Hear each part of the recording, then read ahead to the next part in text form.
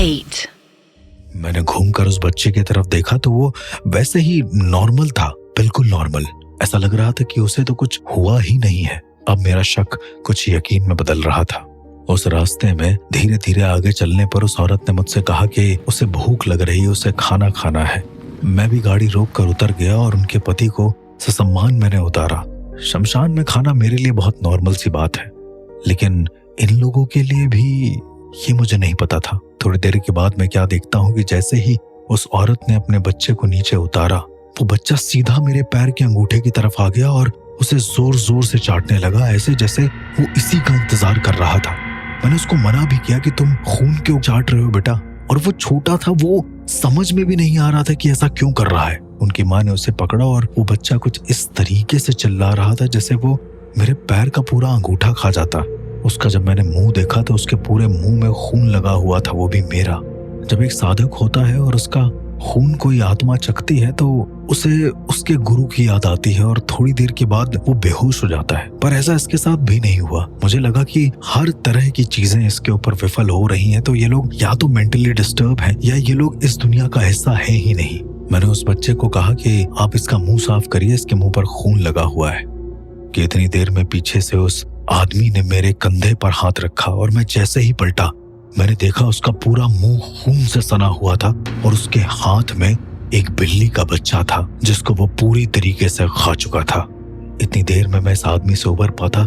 जैसे ही मैं पीछे मुड़कर देखता हूँ, वो औरत जो मेरे साथ बैठी थी अपने बच्चे को लेकर अपने ही बच्चे का पूरा पेट खा चुकी होती है।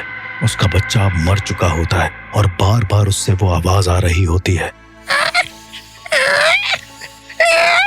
और वो औरत सिर्फ हंसे जा रही थी। मैं 3 तरीके की अलग अलग आत्माओं से घिरा हुआ था। ये मुझे अभी तक एहसास नहीं हुआ।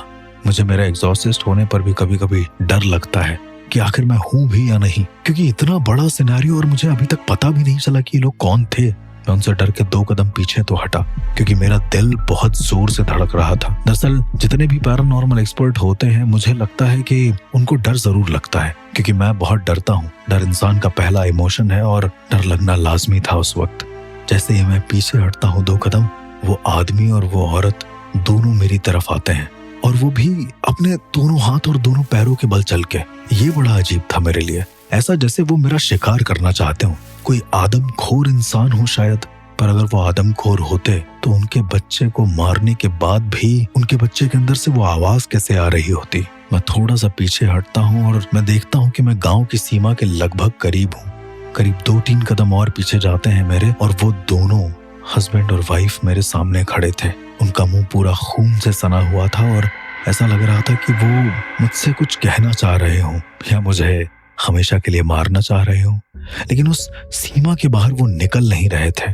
सबसे ज्यादा अजीब था ये मेरे लिए। मैं जैसे ही उस गांव में एंटर करता हूँ और वहां जाकर मैं अपने दोस्त से मिलता हूँ, मैं उससे पूछता हूँ कि आखिरकार ये सब क्या है।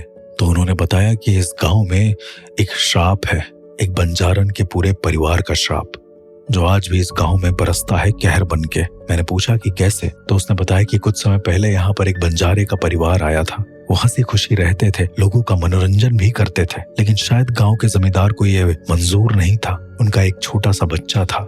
उस बच्चे को उन्होंने मार कर उसके मांस को उन्हीं के परिवार को खिला दिया, और जब उनके माँ बाप को ये पता चला तो उनके पैरों तले जमीन खिसक गई। जमींदार ने इन दोनों लोगों को निकाल कर गाँव की सीमा पर कहीं गड़वा दिया, और तब से अब तक ऐसा कहते हैं कि गांव में जो भी आता है उनको ये लोग मिलते हैं और अपने साथ हुई घटनाओं के बारे में बताते हैं। मैंने उनसे कहा कि जब तुम्हें पूरी कहानी के बारे में पता है तो तुमने उन आत्माओं को मुक्ति क्यों नहीं दिलवाई। मेरा दोस्त बहुत जोर से हंसा और कहता है कि मुक्ति, तुम्हें क्या लगता है कि यहाँ पर लोग नहीं आए होंगे उन्हें मुक्ति दिलाने के लिए। मेरे दिमाग में सवाल तो बहुत थे। मैंने उनसे पूछा कि क्या कोई तांत्रिक या किसी बाबा को तुम जानते हो जो उनकी मुक्ति दिलाने के लिए कभी आगे आया। मेरे दोस्त ने मुझे एक मंदिर का पता दिया। गांव में सबसे पहला काम मैंने यही किया कि मैं सीधा उन बाबा के पास जाऊं। मैं उन बाबा के पास गया और उन्होंने देखते ही मुझसे कहा, वहीं रुक जाओ, तुम्हारा प्रवेश यहाँ निषेध है। मैंने पूछा कि बाबा ऐसा क्यों कह रहे हैं आप, मैं तो आपसे मिलने आया हूँ। उन्होंने मुझसे तुरंत कहा, तुम उस अपवित्र शमशान से यहाँ आए हो। मैं तो हर आत्मा को यही कहता हूँ कि सर्वधर्मान परित्यज्य मामेकम शरणम व्रज अहम तम सर्व पापेभ्यो मोक्षयिष्यामि मा शुचः। सब कुछ छोड़कर उस भगवान की शरण में आओ, वही बेहतर है। तुमसे भी यही कहूंगा, इन भूत प्रेतों के चक्कर में बिल्कुल मत पड़ो। मैं समझ नहीं पा रहा था कि बाबा मुझसे इतना ज्यादा नफरत से क्यों बोल रहे थे। मैंने उनसे पूछा कि बाबा आप मुझे बताएंगे कि वो उन आत्माओं को कैसे मुक्ति मिलेगी, उनकी मुक्ति का कोई तो साधन होगा, कोई तो जरिया होगा। उन बाबा ने मुझसे कहा, मुझे ऐसा प्रतीत हो रहा है कि तुम्हें भी त्रिकोणीय घोरी दिखा है। उसने तुम्हें चताया भी कि ये आत्माएं साधारण आत्माएं नहीं है, ये बेताल हैं जो पूरी तरीके से बदल चुके हैं। इनके आत्मा से योनि परिवर्तन बहुत शीघ्र हुआ है। यदि इनको मुक्ति दिलानी है तो इनके सामने खड़े रहना पड़ेगा, इनका सामना करना पड़ेगा। जो न तेरे बस की बात है न मेरे।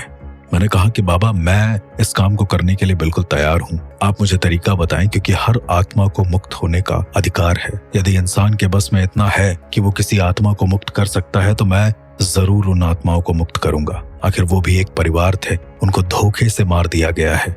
अगर ऐसा ही है तो सुनो, वो जमींदार जो इन बंजार इनके परिवार के मौत का कारण है, यदि वो माफी मांग ले लोगों से या फिर उसके शरीर का खून ये पूरी तरीके से पी जाए तो शायद ये श्राप हमेशा के लिए मुक्त हो सकता है, लेकिन ऐसा संभवतः होगा नहीं। मैंने तुरंत उन बाबा को प्रणाम किया और मैंने कहा कि मैं खुद जाऊंगा उन लोगों के पास और ये बात करूंगा। मैं जैसे ही उन जमींदार के परिवार के घर गया, उन्होंने मेरा प्रवेश ही निषेध कर दिया। उन्होंने बोला कि तुम यहाँ पर हम लोगों को चेताने आए हो, लेकिन हम लोग नहीं जाएंगे उस रास्ते और ना ही वहां पर माफी मांगेंगे।